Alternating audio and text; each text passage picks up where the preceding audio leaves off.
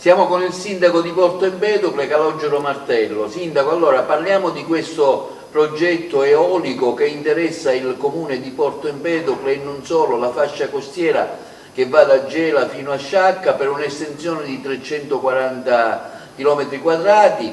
C'è una proposta fatta da una società di Milano alla Capitaneria. Ecco, entro il 31 agosto voi dovete fare come parte, diciamo, in causa le vostre osservazioni. Ecco, qual è la posizione che lei recentemente ha anche scritto in un comunicato stampa? Ecco, vorremmo sapere gli sviluppi e cosa intende fare anche a salvaguardia della marineria empedoclina. Beh, è chiaro che noi, come ritengo gli altri comuni, gli altri sindaci del versante che si affaccia su quest'opera che intendo realizzare, apprendiamo di questa richiesta di concessione prima dalla stampa e poi da un documento affisso alla Capitaneria di Porto. È chiaro e premetto che non sono contrario in premessa all'impianto, però trattandosi di un'opera che va ad investire 346 km² della nostra fascia costiera e quindi interesserà da Licata a Sciacca uno specchio di mare grandissimo e che avrà un impatto, ritengo, quantomeno come dire, su quello che riguarda la marineria. Era chiaro e ritengo che sia doveroso che i comuni che si affacciano su questa fascia costiera venissero investiti di questa eventuale richiesta, in modo tale da avere una discussione che porti a conoscere noi prima di tutto e poi la città e gli abitanti di questa fascia costiera di che cosa comporta questo impianto. Quindi noi apprendiamo di questa notizia ed immediatamente leviamo il nostro grido di allarme, e quello che più mi preoccupa è che, se non ricordo male, lo ricordo a me stesso, ricordo anche agli altri, che circa 20 anni fa un'opera del genere era stata prospettata da qualche altro imprenditore e in quel periodo tutte le associazioni ambientaliste, da Mare Amico a tutte le altre associazioni ambientaliste, si sollevarono contro questo impianto. Parecchi deputati, addirittura, se non ricordo male, andarono con il motoscafo sul posto per far vedere quale sarebbe stato l'impatto di questo impianto e quindi poi a suo tempo nulla si fece. Oggi c'è un silenzio assordante.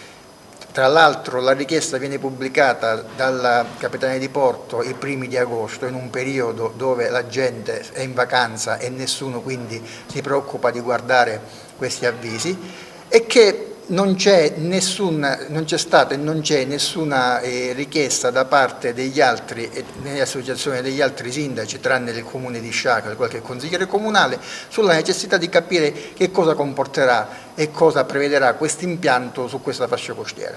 Quindi noi chiederemo, dopo aver fatto il comunicato e aver parlato con alcune cooperative, comprese quelle di Sciacca, chiederemo un accesso agli atti per vedere innanzitutto che cosa prevede questo impianto e che cosa determinerà su questa fascia costiera e soprattutto sull'impatto per quanto riguarda la marineria. Quindi diciamo che c'è un silenzio assordante anche da parte delle associazioni ambientaliste, che spesso, insomma, sono pronte a intervenire immediatamente, basta che, insomma, c'è un chiodo fuori posto, e su un progetto di questo sentiamo invece il silenzio più assordante. Quindi facciamo anche un appello affinché Porto Empedocle non diventi la spazzatura della Sicilia. Vediamo già un impianto di rigassificatore, ora questo delle paleoliche, ci mancano solo le scorie nucleari e Porto Empedocle, diciamo, diventa il comune numero uno. È ovvio che sto facendo un po' di ironia, però ecco, mi sento, come agrigentino, mi sento particolarmente coinvolto in un'iniziativa che secondo me, insomma, non è delle migliori. Sindaco, vorrei anche il suo conforto. No, ritengo semplicemente che in tutte quelle opere che hanno un impatto piuttosto pesante su quello che riguarda l'economia e per quanto riguarda la fascia costiera empedoclina, i comuni interessati fossero messi al corrente e vi fosse quantomeno un confronto serio e diretto per capire quali saranno i risvolti.